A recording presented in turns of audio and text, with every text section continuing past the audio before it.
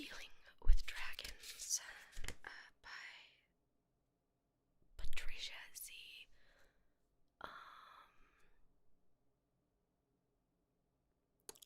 Honestly, I'm not sure how to pronounce her last name. It looks like maybe Reed or something. It's Wrede, so who knows, honestly. So, chapter 1, in which Cimarine refuses to be proper and has a conversation with a frog. Lindwall was a large kingdom just east of the mountains of Morning. And let me know if the volume and everything is okay, or if I need to turn it up or anything. Especially because I'm gonna be looking down and reading, and should I maybe turn it up just a little bit, because yeah, when I'm down here I feel like it might not be the loudest thing. So is it okay, volume Locke'ns? Is reading down here going to be okay? Just a bit, turn up, okay.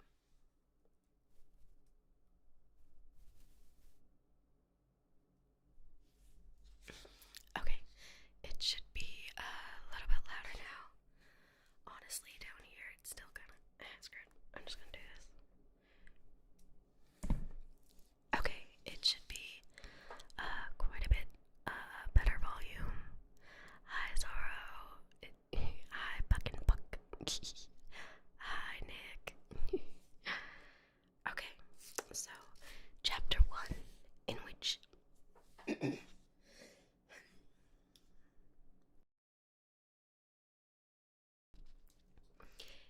Cimarine refuses to be proper and has a conversation with a frog. Lindwall was a large kingdom just east of the mountains of Morning. Honestly, I feel like I should read it over here. Where philosophers were highly respected and the number 5 was fashionable. The climate was unremarkable. The knights kept their armor brightly polished, mainly for show. It had been centuries since a dragon had come east. There were the usual periodic problems with royal children and uninvited fairy godmothers, but they were always the sort of thing that could be cleared up by finding the proper prince or princess to marry the unfortunate child a few years later. All in all, Lindwall was a very prosperous and pleasant place. Cimarine hated it. Cimarine was the youngest daughter of the king of Lindwall, and her parents found her rather trying. Their first 6 daughters were perfectly normal princesses with long golden hair and sweet dispositions, each more beautiful than the last. Cimarine was lovely enough, but her hair was jet black, and she wore it in braids instead of curled and pinned like her sisters, and she wouldn't stop growing. Her parents were quite sure that no prince would want to marry a girl who could look at him in the eye instead of gazing up at him becomingly through her lashes. As for the girl's disposition, well, when people were being polite, they said she was strong-minded. When they were angry or annoyed with her, they said she was stubborn as a pig. The king and queen did the best they could. They hired the most superior tutors and governesses to teach Cimarine all the things a princess ought to know: dancing, embroidery, drawing, and etiquette. There was a great deal of etiquette, from the proper way to curtsy before visiting prince to how loudly it was permissible to scream when carried off by a giant. Lindwall still had an occasional problem with giants. Cimarine found it all very dull, but she pressed her lips together and learned it anyway. When she couldn't stand it any longer, she would go down to the castle armory and bully the arms master into giving her a fencing lesson. As she got older, she found her regular lessons more and more boring. Consequently, the fencing lessons became more and more frequent. When she was 12, her father found out. Fencing is not proper behavior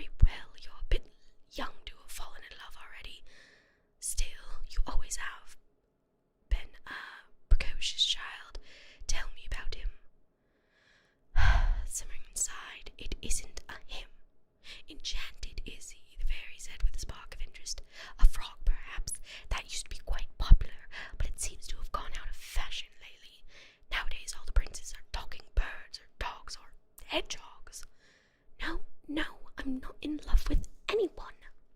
Then what exactly is your problem? The fairy said in exasperation. This, Simone gestured to the castle around her, embroidery lessons and dancing and being a princess. My dear Simone, the fairy said, shocked, it's your heritage. It's boring. I'm trying to find a place to rest my arm that is decent. So I want to hold it in front of myself, but not tire out my arm completely. Does this work? Alright, if I switch this for this alcohol bottle, booze bottle. Okay, this should work. It's boring. Boring. The fairy did not appear to believe what she was hearing. Boring. I want to do things, not sit around all day and listen to the court minstrel make up songs about how brave Daddy is and how lovely his wife and daughters are. Nonsense, my dear. This is just a stage you're going through. You'll outgrow it soon, and you'll be very glad you didn't do anything rash. Doubt it. Simone looked at her godmother suspiciously. You've been talking to my parents, haven't you? Well, they do try to keep me up to date on what my godchildren are doing. I thought so, said Simone, and bade her fairy godmother a polite goodbye. A few weeks later, Simone's parents took her to a tourney in Satham-by-the-Mountains, the next kingdom over. Simone was quite sure that they were only taking her because her fairy godmother had told them that something had better be done about her, and soon. She kept this opinion to herself. Anything was better than that endless rounds of dancing and embroidery lessons at home. Eyeshadow.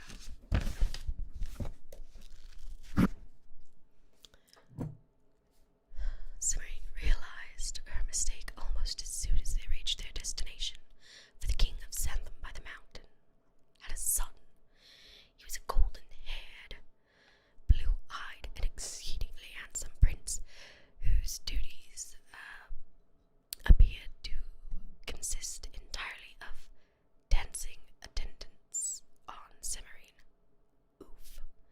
Isn't he handsome? Simone's lady-in-waiting sighed. Yes, Simone said without enthusiasm. Unfortunately, he isn't anything else. I'm here now. What do you mean? The lady-in-waiting said in astonishment. He has no sense of humor. He isn't intelligent. He can't talk about anything except tourneys, and half of what he does say he gets wrong. I'm glad we're only staying 3 weeks. I don't think I could stand to be polite to him for much longer than that. But what about your engagement? The lady-in-waiting cried, horrified. What engagement? Simone said sharply. The lady-in-waiting tried to murmur something about a mistake, but Simone put up her chin in her best princess fashion and insisted on an explanation. Finally, the lady-in-waiting broke down. I overheard their majesties discussing it yesterday. She sniffled into her handkerchief. The stipulations and covenants and contracts and settlements have all been drawn up, and they're going to sign them the day after tomorrow and announce it on Thursday. I see, said Simone. Thank you for telling me. You may go. Hi, Fatimas. The lady-in-waiting left, and Simone went to see her parents. They were annoyed and a little embarrassed to find that Simone had discovered their plans, but they were still very firm about it. We were going to tell you tomorrow when we signed the papers, her father said. We knew you'd be pleased, dear, her mother said, nodding. He's such a good-looking boy, but I don't want to marry Prince Thranduil. Simone said. Well, it's not exactly a brilliant match, Simone's father said, frowning, but I don't think you'd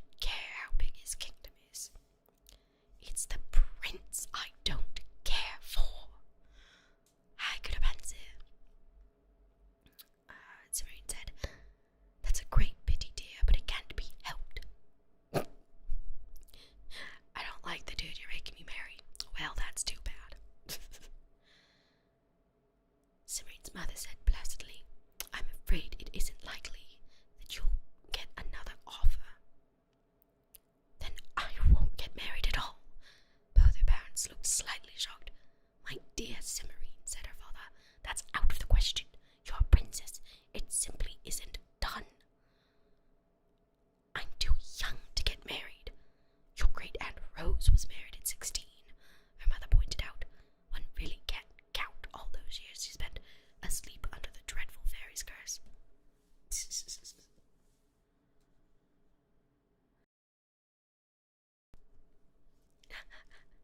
So her great-aunt Rose was not actually 16, but fell asleep at 16, so when she woke up, however, many years later, and she's still 16, it's the same. No, it's not.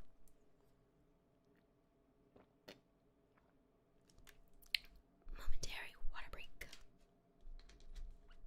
Gotta make sure to stay hydrated while reading.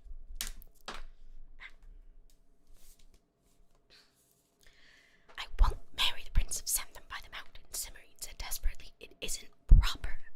What? Said both her parents together. He hasn't rescued me from a giant or an ogre or freed me from a magic spell, Cimarine said. Both her parents looked uncomfortable. Well, no, said Cimarine's father. It's a bit late to start arranging it, but we might be able to manage something. We might be able to arrange your kidnapping, child. Yeah, just, we'll find an ogre to kidnap you and have this stupid prince who has no brain cells, save you. Yeah. Goodness. I don't think it's necessary, Cimarine's mother said. She looked reprovingly at Cimarine. You've never paid attention to what was or wasn't suitable before, dear. You can't start now. Proper or not, you will marry Prince Thranduil 3 weeks from Thursday. But, Mother...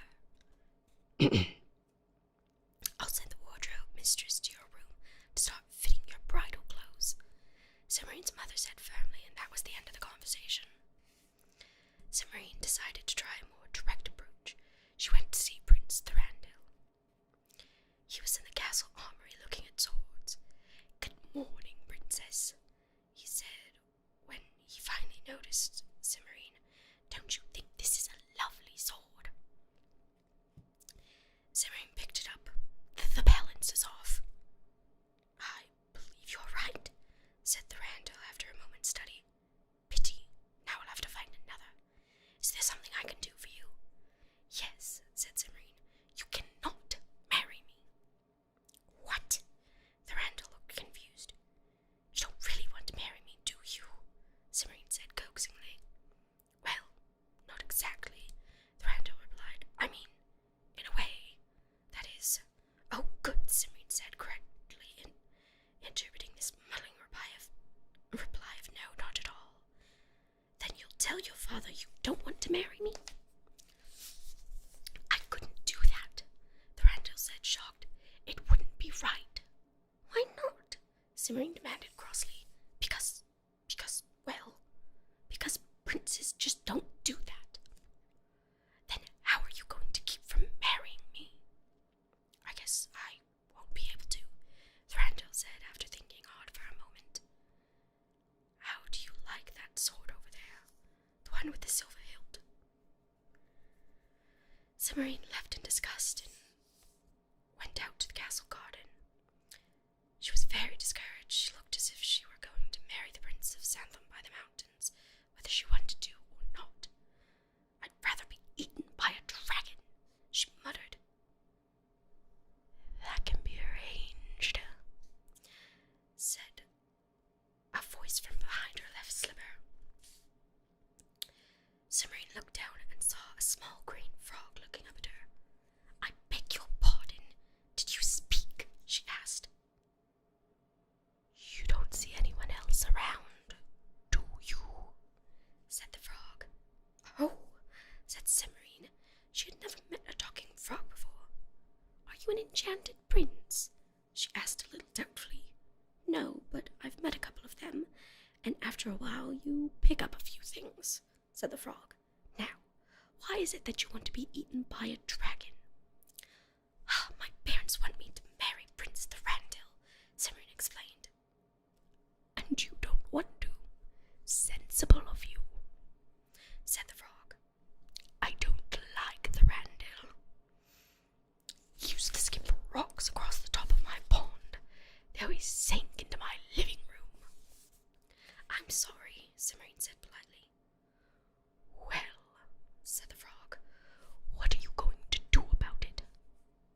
marrying Thorandil?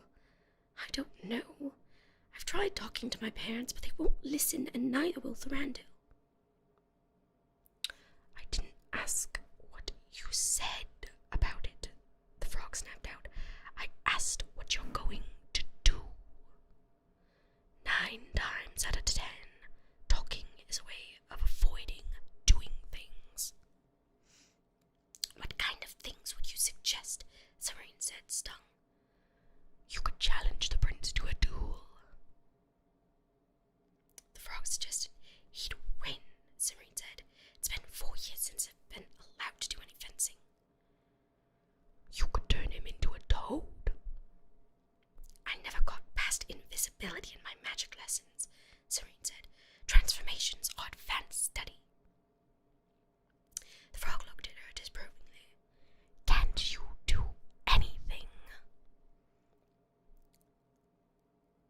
I can curtsy, Serene said disgustingly.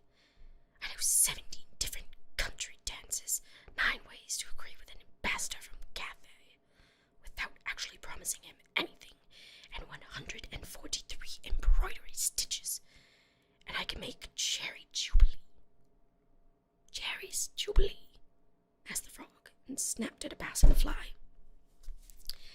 The castle chef taught me before father made him stop, Simran explained. The frog munched briefly, then swallowed and said, I suppose there's no help for it. You'll have to run away. Run away? Simran asked. I don't like that idea. Too many things could go wrong. You don't like the idea of marrying Prince Thorandil either, the frog pointed out. Maybe I can think of some other way to get out of getting married.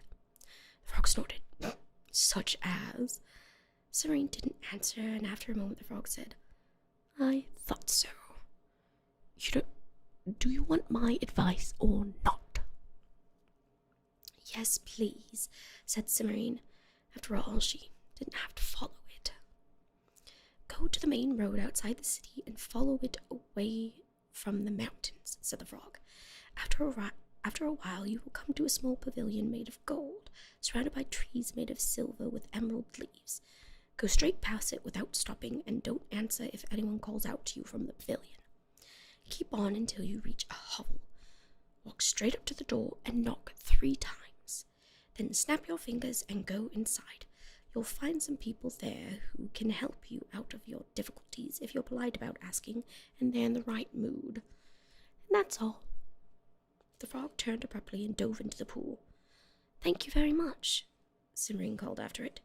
Thinking that the frog's advice sounded very odd indeed, she rose and went back to the castle.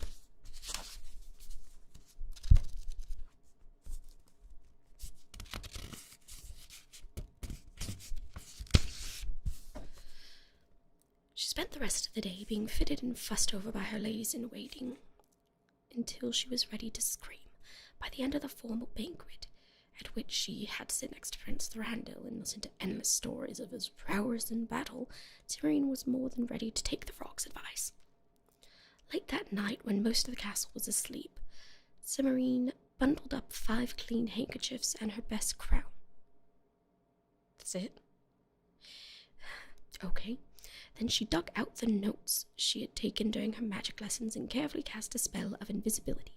It seemed to work, but she was still very watchful as she sneaked out of the castle. After all, it had been a long time since she had practiced. By morning, Cimarine was well outside the city and visible again, walking down the main road that led away from the mountains. It was hot and dusty, and she began to wish she had brought a bottle of water instead of the handkerchiefs. Yeah, like, what? Girl, what? 5 clean handkerchiefs and a crown.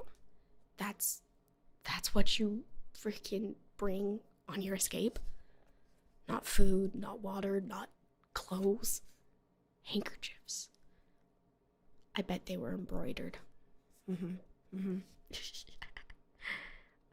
see. Just before noon, she spied a small grove of trees next to the road ahead of her.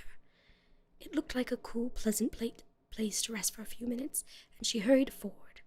When she reached the grove, however, she saw that the trees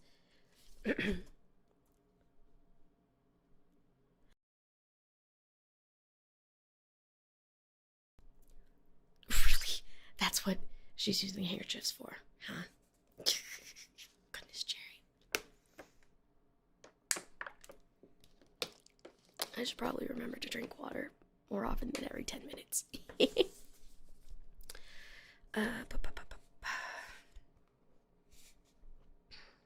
However, she saw that the trees were made of the finest silver, and the shining green leaves were huge emeralds.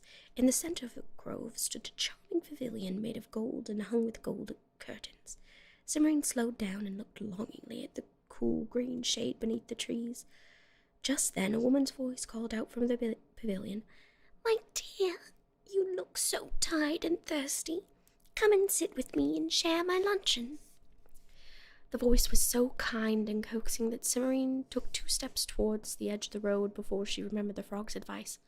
"Oh no," she thought to herself, "I'm not going to be caught that easily." She turned without saying anything and hurried on down the road. A little further on she came to a tiny, wretched-looking hovel made of cracked and weathered grey boards.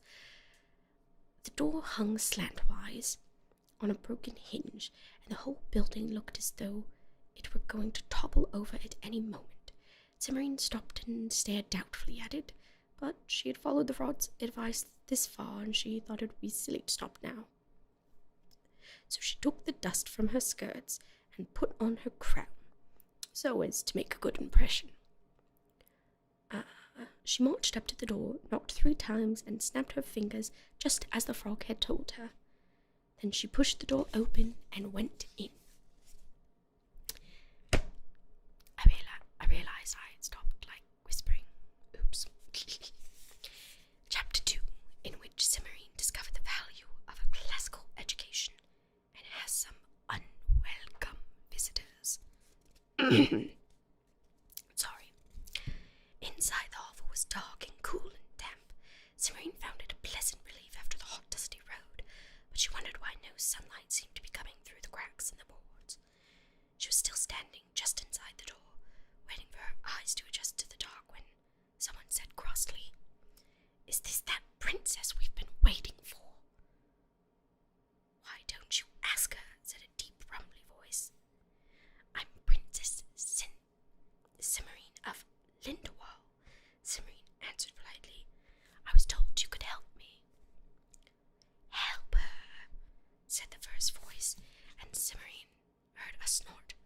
"I think we should just eat her and be done with it." Cimmerian began to feel frightened. She wondered whether voices belonged to ogres or trolls, and whether she could slip out of the hovel before they made up their minds about eating her.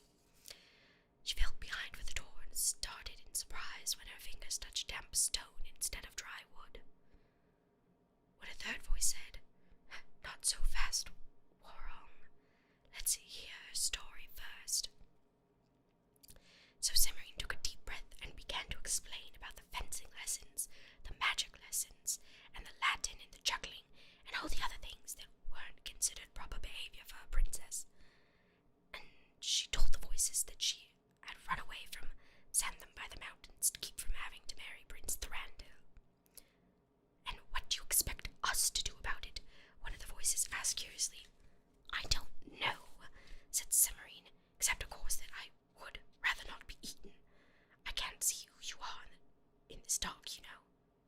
"That can be fixed," said the voice. A moment later, a small ball of light appeared in the air above Cimmerian's head. Cimmerian stepped backwards very quickly and ran into the wall. The voices belonged to dragons. Oh.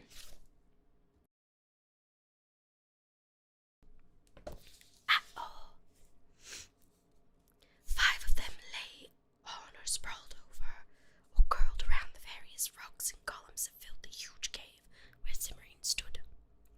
Each of the males, there were 3, had 2 short, stubby, sharp-looking horns on either side of their heads. The female dragons had 3, one on each side and one in the center of her forehead. The last dragon was apparently still too young to have made up its mind which sex it wanted to be. It didn't have any horns at all. Oh, that's a very interesting, law for dragon genders. That the dragons get to choose it. 2, it depends on horn placement. Or I guess horn number. By this logic, I should have a horn in the center of my forehead, too. No, don't want it. Glad that this is not the world of dragons I'm from. Cimarine felt very frightened. The smallest of the dragons was easily 3 times as tall as she was, and they gave an overwhelming impression of shining green scales and sharp silver teeth.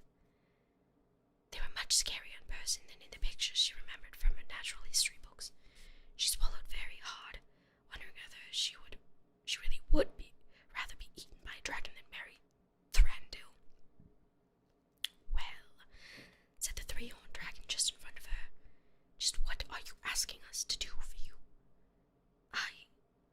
Cimarine stopped short as an idea occurred to her. Cautiously she asked, dragons are fond of princesses, aren't they? Very, said the dragon and smiled. The smile showed all her teeth, which Cimarine did not find reassuring.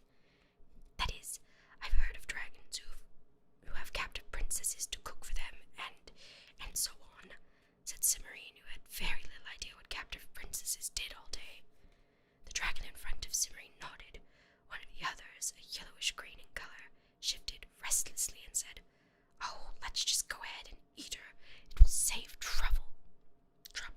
Before any of the other dragons could answer, there was a loud booming noise, and a 6th dragon slithered into the cave.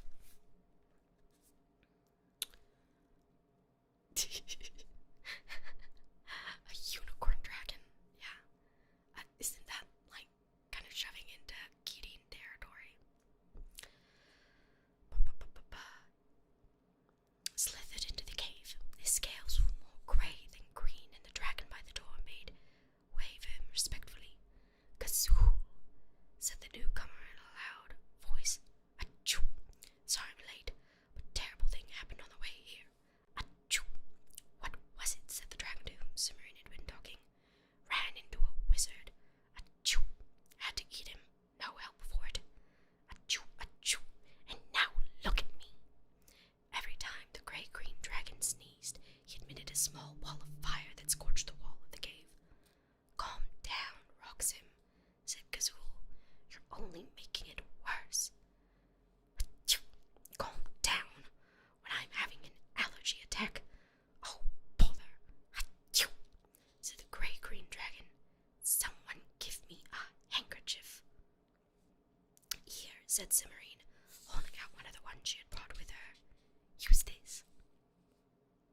She was beginning to feel much less frightened, but the gray-green dragon reminded her of her great uncle, who was old and rather hard of hearing, and of whom she was rather fond.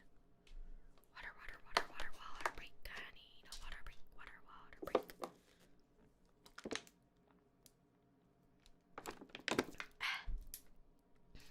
Water. Alright. "What's that?" said Roxim. "Oh, hurry up and give it here." Gazool took the handkerchief from Cimarine, using 2 claws very delicately, and passed it to Roxim. The green dragon mopped his streaming eyes and blew his nose. "That's better, I think. Achoo! Oh, drat!" The ball of fire that accompanied the dragon's sneeze had reduced the handkerchief to a charred scrap. Cimarine hastily dug out another one and handed it to Gazool, feeling very glad that she had brought several spares. Roxim went through 2 more handkerchiefs before his sneezing spasms finally stopped. "Much better," he said. "Now then, who's this that lent me the handkerchiefs? Someone's new princess, eh?" "We were just discussing that when you came in," Gazool said, and turned back to Cimarine. "You were saying about cooking and so on. Couldn't I do that for one of you for a while?" Cimarine said. The dragon smiled again, and Cimarine swallowed hard. "Possibly. Why would you want to do that?" "Because then I wouldn't have to go home and marry Thranduil." Cimarine said, "Being a dragon's princess is a perfectly respectable thing to do, so my parents could not complain. And it would be much more interesting than embroidering and dancing lessons. Several of the dragons made snorting or choking noises. Cimmerian jumped, then decided that they were laughing. "This is ridiculous," said a large, bright green dragon on Cimmerian's left. "Why?" asked Gazul. "A princess volunteering. Out of the question." "That's easy for you to say," one of the other dragons grumbled. "You already have a princess. What about the rest of us?" "Yes, don't be stuffy, Warhog," said another. "Besides, what else can we do with her?" "Eat her," suggested the yellowish-green dragon in a bored tone. Sorry. "No proper princess would come out looking for dragons," Warhog objected. "Well, I'm not a proper princess then," Serene snapped. "I make Jerry's Jubilee, and I volunteer for dragons, and I conjugate Latin verbs, or at least I would if anyone would let me. So, there." "Here, here," said the grey-green dragon. "You see," said Warhog, "who would want an improper princess?" "I would," said Gazul. "You can't be serious, Gazul," Warhog said irritably. "Why?" "I like Jerry's Jubilee," Gazul replied, while still watching Cimmerian, "and I like the look of her.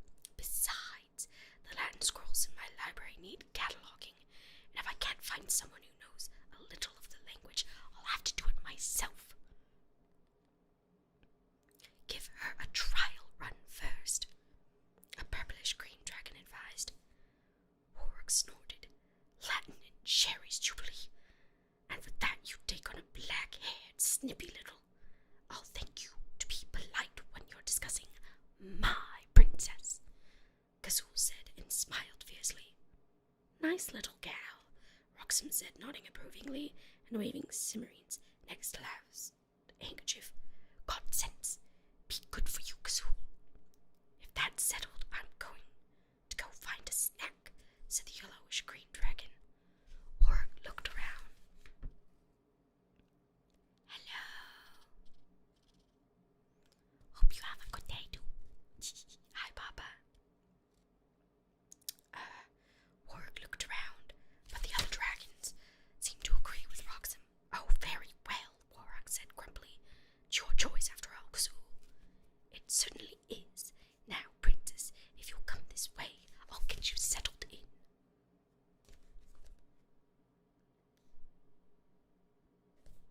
Interesting. So she's now captive of the female dragon, Gazul.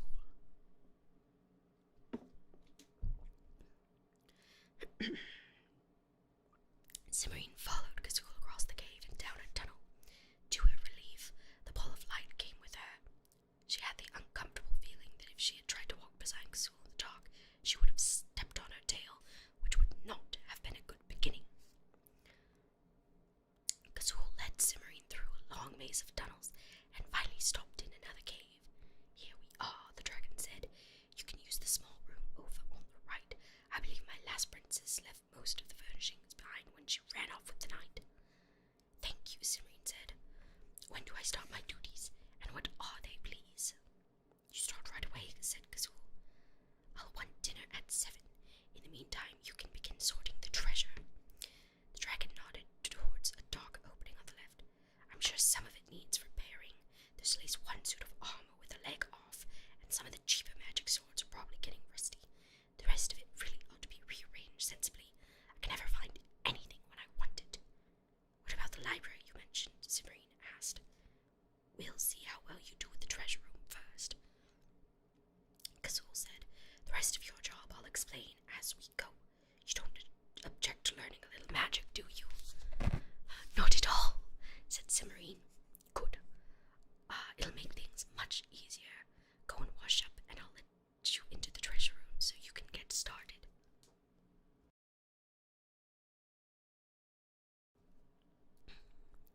"Hi, Pax. Welcome." Cimmerian nodded and went to the room Gazul had told her to use. As she washed her face and hands, she felt happier than she had in a long time. She was not going to have to marry the Randall, and sorting a dragon's treasure sounded far more interesting than dancing or embroidery. She was even going to learn some magic, and her parents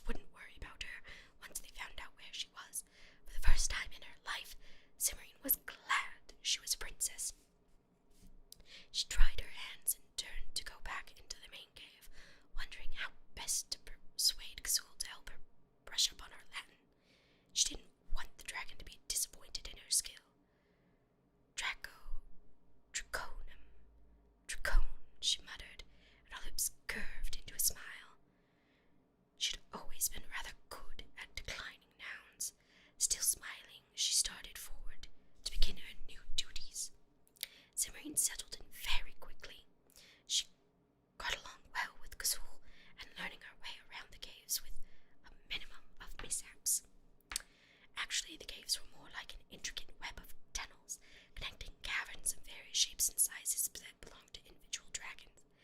It reminded Cimmerian of an underground city with tunnels instead of streets. She had no idea how far the tunnels extended, though she rather suspected that some of them had been magicked, so that when you walked down them you went a lot farther than you thought you were going. Kazul's section of the caves was fairly large, in addition to the kitchen, which was in a large cave near the exit, so that there wouldn't be a problem with the smoke from the fire.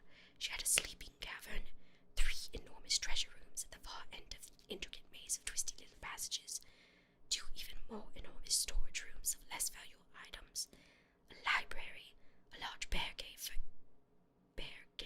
for eating and visiting with other dragons, and a set of rooms assigned to Cimmerian. All the caves smelled of dragon, a somewhat musty, smoky, cinnamony smell. Cimmerian's first job was to air them out. Cimmerian's rooms consisted of 3 small connecting caves, just off Kazul's living cavern.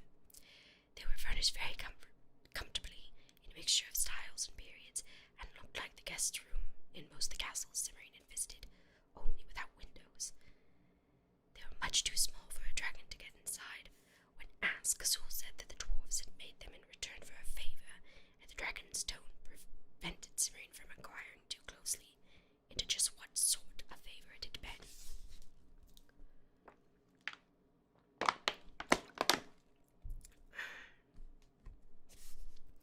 By the end of the first week, Cimmerian was sure enough of her position to give Kazul a list of things that she needed in the kitchen. The previous princess, of whom Cimmerian was beginning to have very poor opinion, had apparently made do with a large skillet with 3 dents and a wobbly handle, a wooden mixing bowl with a crack in it, a badly tarnished copper tea kettle, and an assortment of mismatched plates, cups, and silverware, most of them chipped or bent.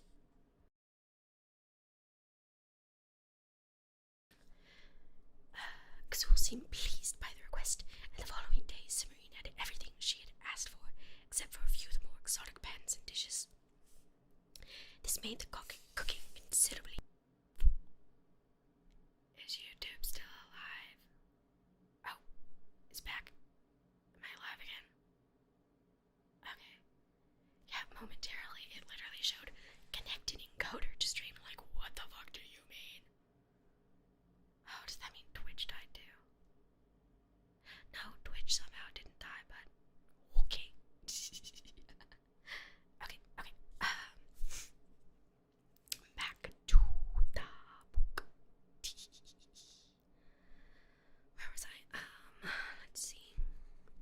The treasure was just as disorganized as Kazul had told her, and putting it in order was a major task. It was sometimes hard to tell whether a ring was enchanted, and Cimmerian knew better than to put it on and see. It might be the sort of useful magic ring that turned you invisible, or it might also be the sort of ring that turned you into a frog. Cimmerian did the best she could and kept a pile in the corner for things she was not sure about. There was a great deal of treasure to be sorted. Most of it was stacked in one of the innermost caves in a large, untidy heap of crowns, rings, jewels, swords, and coins.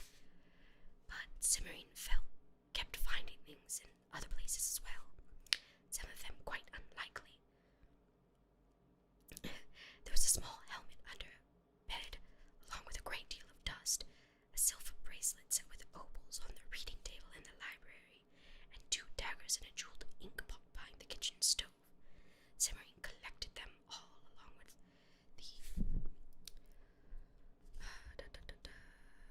other things that were simply lying around in the halls, and put them back in the storage rooms where they belonged, thinking to herself that dragons were clearly not very tidy creatures. The first of the nights arrived at the end of the second week. Cimmerian was busy cleaning swords. Kazul had been right about their condition. Not only were some of them rusty, but nearly all of them needed sharpening. She was polishing the last flakes of rust from an enormous broadsword when she heard someone calling from the mouth of the cave. Feeling somewhat irritated by their interruption, she rose, and carrying the sword, went to see who it was. As she came near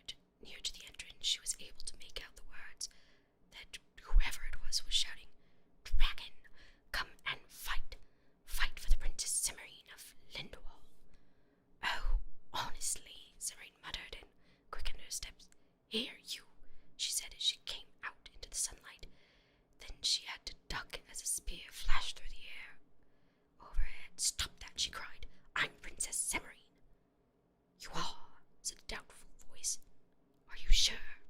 "I mean—" Semarine raised her head cautiously and squinted. It was still fairly early in the morning, and the sun was in back of the person standing outside the cave, so that it was difficult to see anything but the outline of his figure against the brightness. "Of course I'm sure," Serene said. "What did you expect? Letters of reference. Come around here when I can see who you are, please." The figure moved sideways, and Serene saw that it was a knight in shiny new armor, except for the legs, where their armor was dusty from walking. Serene wondered briefly why he hadn't ridden, but decided not to ask. The knight's visor was raised, and a few wisps of sandy hair showed above his handsome face. He was studying her with an expression of worried puzzlement. "What can I do for you?" Serene said, after several moments had gone by and this knight still hadn't said anything. "Well, if you are the Princess Serene, I've come to rescue you from the dragon," the knight said.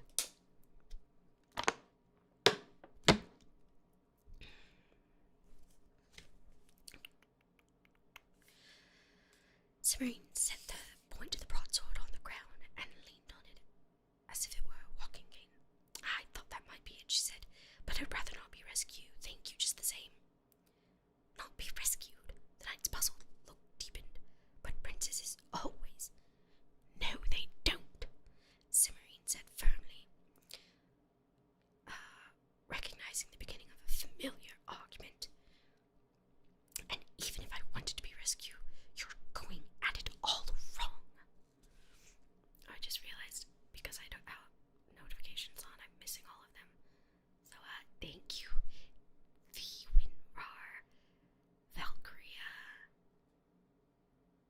and Goose45, and Juan Salazar Hernandez for the follows.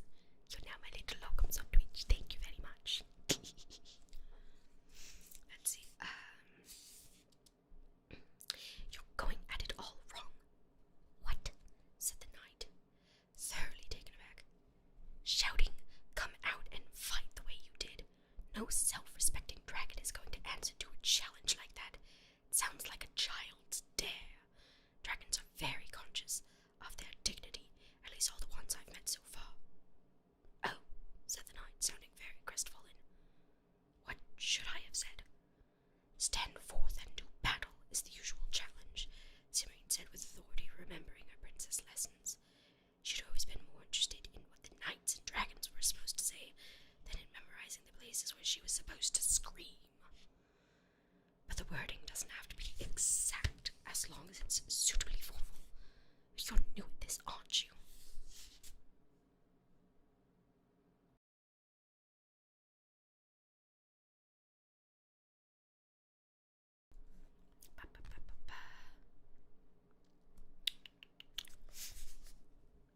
"Rescuing was going to be my first big quest," the knight said gloomily. "You're sure you don't want to be rescued?" "Quite sure," Semarine said. "I like living with Xul." "You like?" The knight stared at her for a moment. Then his expression cleared. He said, "Of course, the dragons enchanted you. I should have thought of that before. Xul has not enchanted me, and I do not want to be rescued by anybody." Semarine said, alarmed by the knight's sudden enthusiasm. "This place suits me very well. I like polishing swords and cooking Jerry's Jubilee and reading Latin scrolls. If you don't believe me, ask anyone in Lindwall. They've been complaining about my unprincess-like behavior for years." "I did hear something about fencing lessons," the knight said doubtfully. "But knights aren't supposed to pay attention to that kind of thing. We're supposed to be above rumors and gossip." "The fencing lessons were just the beginning," Serena assured. "So you see why I'm perfectly happy being a dragon's princess." Yes," said the knight, but he did not look convinced. "Speaking of dragon, where's yours?" "Kazul's not my dragon," Serene said sharply. "I'm her princess. You'll never have any luck dealing with dragons if you don't get these things straight. She's gone to the enchanted forest on the other side of the mountain to borrow a great pan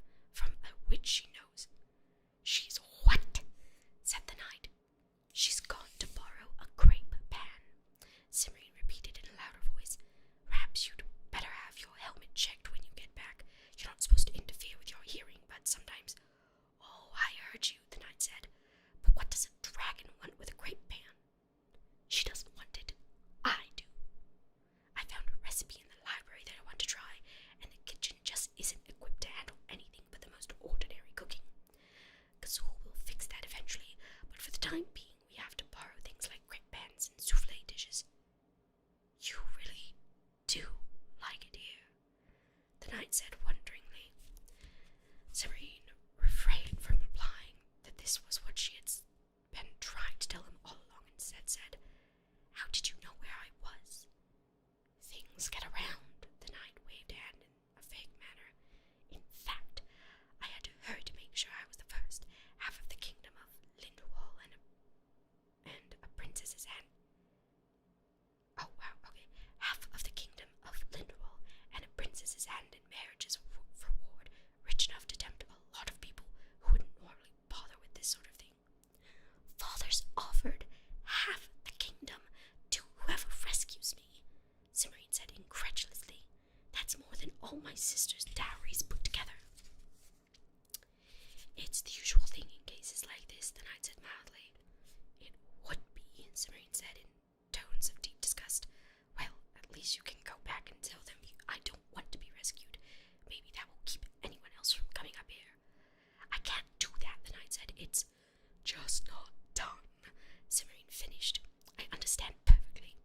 She gave him a polite farewell, more because she had been well brought up than because she felt like being polite, and sent him on his way. Then she went back to the cave and polished the broadsword until it was mirror bright, which relieved her feelings a little. Water.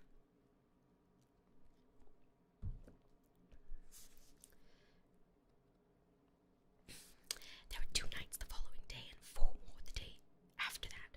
On the 4th day there was only one, but he was exceptionally stubborn, and it took Simrine nearly 2 hours to get rid of him. By then she was thoroughly disgusted, and even considered letting Gazul handle the nights from now on. She would not quite bring herself to do it. The knights would certainly attack Gazul as soon as they saw her, since that was what they were coming for, and sooner or later someone would get hurt. Simrine did not like to think that someone might be hurt trying to rescue her, particularly since she did not want to be rescued. So with a sigh she decided that she would continue to handle the knights as long as Gazul would let her. Prince Thranduil showed up at the end of the 3rd week. He was limping a little, as if his metal boots pinched his toes, and the feathers attached to the top of his helmet sagged badly.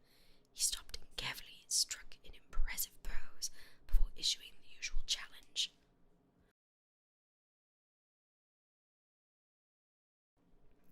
Simrine was not in a mood to be impressed. Besides, she could see that his helmet was a different style from his gold armor, and that the armor had gaps at the knees and elbows where it didn't fit together quite right.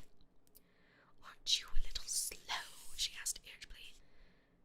"There have been 8 nights here before you." "8?" the prince said, frowning. "I thought by now there'd have been at least 12. Perhaps I'd better come back later." Simrine stared at him in surprise. "Why?" "Well, it would look better," Thranduil explained seriously. "There's not much glory in defeating a dragon that hasn't already beaten 10 or 15 people at least. Sir Corlax of Merstwold won't even consider going after a dragon whose score is less than 45. I don't think I want to risk waiting that long, but 8 just doesn't seem like enough." "You're going to go away and wait until Gazul has defeated 15 knights before you come back to rescue me," Simrine said. She found Thranduil's smug confidence very annoying, but she didn't like to say so straight out. "Not if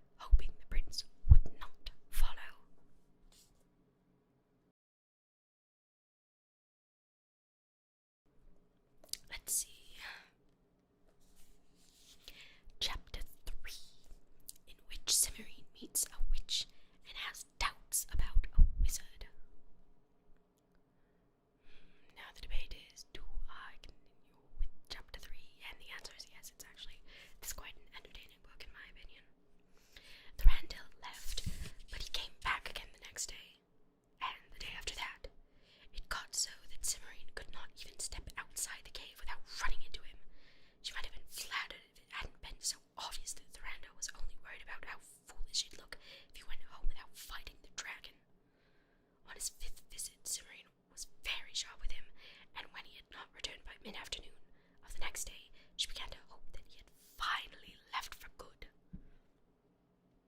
Cimmerian was in the kitchen talking, taking the bits out of cherries when she heard someone knocking at the mouth of the cave. Interesting.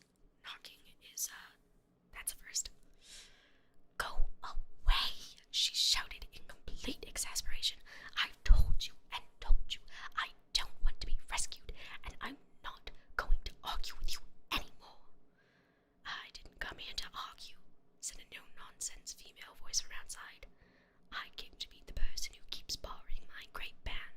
It's not something there's normally much call for. Oh dear, said Cimmerian. She wiped her hands hastily on a corner of her apron and hurried out to greet her visitor. I'm sorry, she said, coming around the great rock at the cave mouth, but I've been having a problem with nights lately, and I thought... She stopped short as she got a good look at her collar for the first time. The woman standing outside the cave was considerably shorter than Cimmerian. Her ginger hair was piled in waves on top of her head. She had a loose black robe with long sleeves, which she wore unbelted. A small pair of glasses with rectangular lenses sat firmly on her nose, and she carried an extremely twiggy broom in her left hand. Despite her unusual appearance, she projected an air of great self-assurance. I quite understand, she said, studying Cimmerian shrewdly. You must be Kazul's new princess. Yes, I'm Cimmerian, and you are... Morwen, said the black-robed woman, leaning the broom against the rock. Kazul and I have been friends for a long time, ever since I moved to the Enchanted Forest, so I thought I'd come have a look at our new princess. You're the person Kazul's been borrowing dishes from, aren't you? Yeah, she later said she came to meet the person who's been borrowing dishes. Like, come on. Cimmerian said in blinking. But then you must be a witch, Morwen finished. I don't see why you find it surprising. It's not exactly an unusual profession in these parts. It's just that I haven't met one before, Cimmerian said, not mentioning the fact that in Lindwall witches were considered dangerous and probably evil and were therefore avoided if at all possible. But then people in Lindwall didn't like dragons much either. Won't you come in and have some tea? I certainly will, said the witch, and she did. She prowled along like a nervous cat while Cimmerian put the kettle on the stove and got out the tea things. Well, Morwen said approvingly, as Cimmerian filled the teapot, you're the first princess I've ever met who has the sense to keep up the kitchen.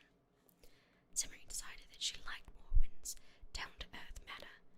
She soon found herself telling Morwen everything, from the fencing and philosophy and Latin lessons to the seemingly endless stream of nights. The story lasted through 2 cups of tea and finished with Thranduil's stubborn insistence on rescuing her. That is absurd, Morwen said decidedly when Cimmerian finished. If this continues, you'll never get anything done. I know, Cimmerian said. I keep telling them I don't want to be rescued, but they're all so honorable that none of them will tell anyone when they go back because they think it would be gossiping.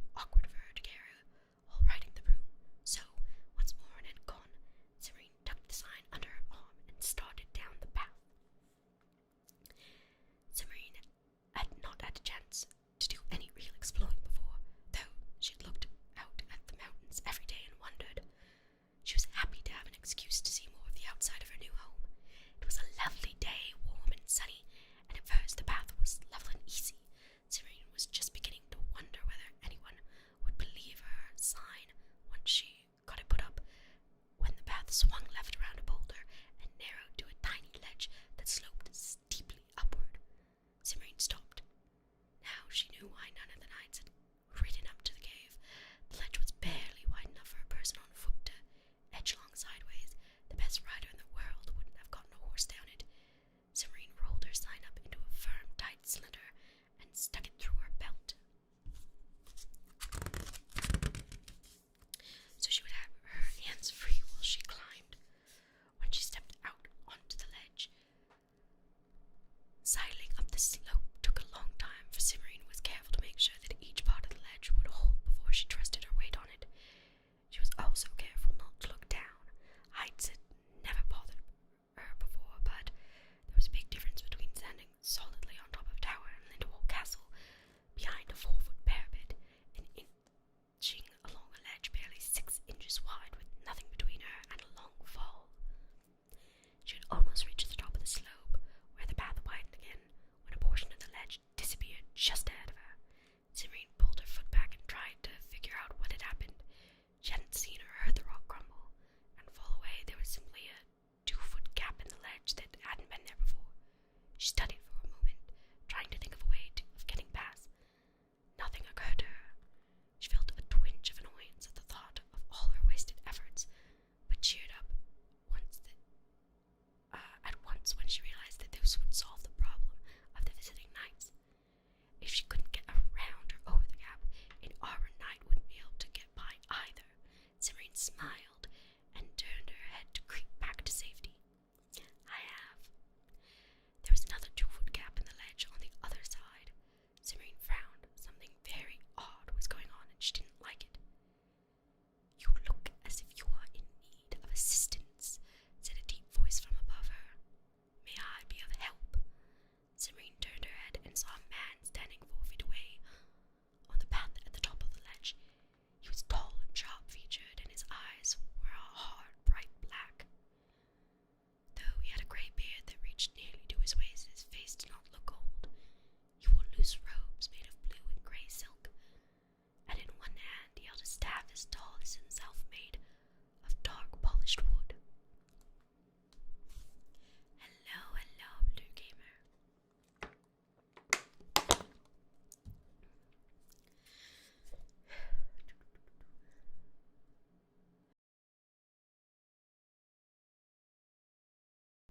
Okay, where was I?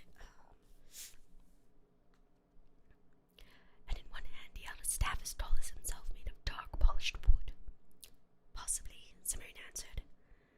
She was certain that the man was a wizard, though she had never met one before. And she did not want to agree to anything until she was sure of what she was agreeing to.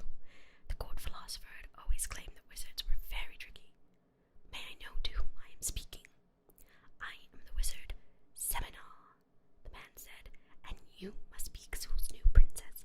I hope you're not trying to run away. It's not done, Simmering said, feeling particularly annoyed because, for once, she was not doing anything improper. Yes, I'm Simmering. I was going to say that it isn't wise to run away from your dragon, the wizard corrected mildly. I believe it's done all the time. I'm sorry, Simmering said, but she didn't try to explain, and I'm not running away. How did you know who I was? It seemed unlikely that I would find any other charming young lady walking so casually through the pass of silver ice. Seminar answered. He smiled. As you see, it is easy to find oneself in difficulties if not properly prepared. Simmering decided that she didn't like him.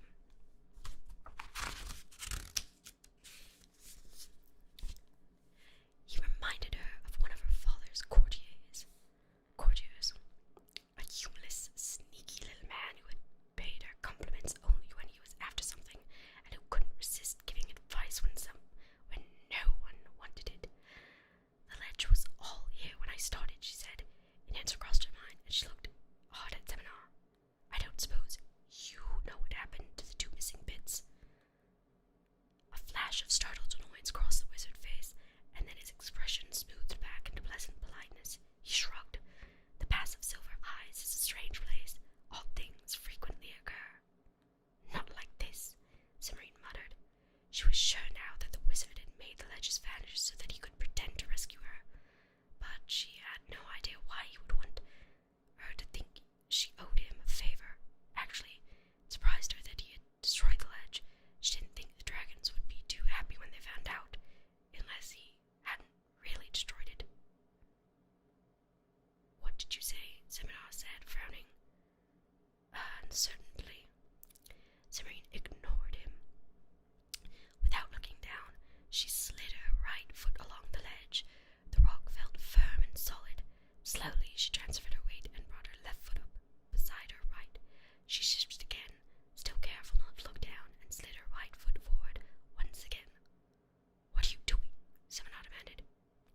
ledge, Serene replied.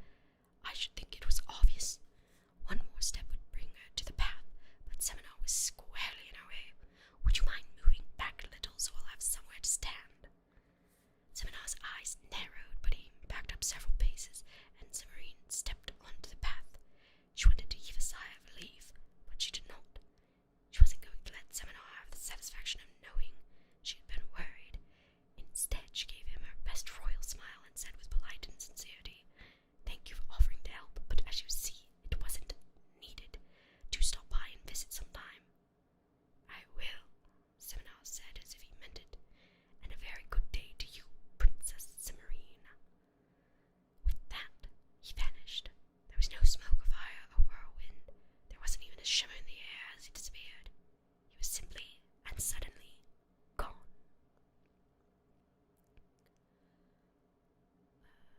Cimarine stared at the place where the wizard had been and felt a shiver run down her spine. It took a very powerful wizard indeed to vanish so quietly, and she still didn't know what he wanted. She shook herself and started down the path. She would worry about the wizard later. Right now, she had to find a place to put up her sign so that she could get back to the cave. She didn't feel much like exploring anymore. She hadn't taken more than 2 or 3 steps when a dark shadow passed over her. Looking up startled, she saw a flash of yellow-green scales. An instant later, a dragon landed on the path in front of her, blocking the way completely. His tail hung over the edge, and he had to keep his wings partially unfurled in order to stay in balance. Cimarine recognized him at once. It was the yellow-green dragon who had wanted to eat her the day she arrived so unexpectedly in the dragon's cave. "I saw the whole thing," the dragon said with nasty triumphant glee. Running away and talking to a wizard. Just wait until Kazul hears. She'll be sorry she didn't let us eat you and be done with it. "I offer you greetings and fortune on your travels," Cimarine said, feeling that it was best to be polite to anyone as large and toothy as a dragon, even if he wasn't being at all polite to her. "I'm not running away." "Then what are you doing? Kazul doesn't have any business that would bring you down this side of the pass." "I come out to put up a sign to keep the knights away," Cimarine said. "That's ridiculous," the dragon sniffed. "I've been on patrol in this part of the mountain for the past week, and I haven't seen or smelled even a hint of a knight." "You haven't been by Kazul's cave, then," Cimarine said. "At least 9 of them have showed up there in the past week, though for the past couple of days it's been mostly a prince. Princes don't smell any different from knights, and I'd have noticed if any of them were hanging around," the dragon said flatly. "And what about that wizard you were talking to?" "Charge!" shouted a familiar voice from the other side of the dragon. "The Randall! I told you to go away!" Cimarine shouted. The yellow-green dragon twisted his long neck and glanced over his shoulder. He seemed to bunch together like a cat crouching. Then he sprang straight up into the air, and Cimarine was blinded by the cloud of dust raised by the flapping of his enormous wings. She had the presence of mind to flatten herself back against the rocks by the side of the path, and a moment later she heard someone blundering by. She struck out a foot. "Ow!" she said as Thranduil fell over with a clatter. She'd forgotten that he'd be wearing iron boots along with the rest of his armor. "Cimarine, is that you?" Thranduil said. "Of course it's me," Cimarine replied, rubbing her ankles. "Open your eyes." The dust settled. She looked up as she spoke and saw the dragon soar out of sight behind a cliff. "I'm sorry," Thranduil said, and then in an anxious tone he added, "I hope I didn't hurt you, stumbling into you like that." Cimarine started to say that it was nothing and that it had been her fault anyways, when she suddenly got a much better idea. "I think you've sprained my ankle," she declared. "Oh no," Thranduil said. He sounded truly dismayed, though Cimarine couldn't see his face because he was wearing his helmet with the visor down. "I probably won't be able to walk for at least a month," she declared, "and there's certainly no way I can climb down this mountain." That's one way of getting them to go away. "But if you can't walk," Thranduil said and paused. Then he squared his shoulders and went on, "Then I suppose I'll have to carry you." He didn't sound as if he liked the idea. "I don't think that would work very well," Cimarine said quickly. How will you fight when all the dragons come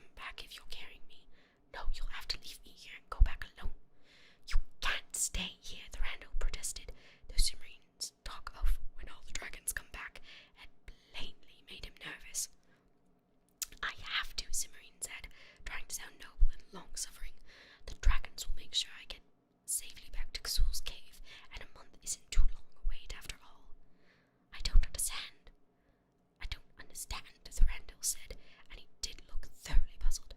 There's no point in you or anyone else coming up here to rescue me for at least a month, not till my ankle's better. Cimarine explained patiently. Oh, I see, Thorandil said. He tilted his head back and scanned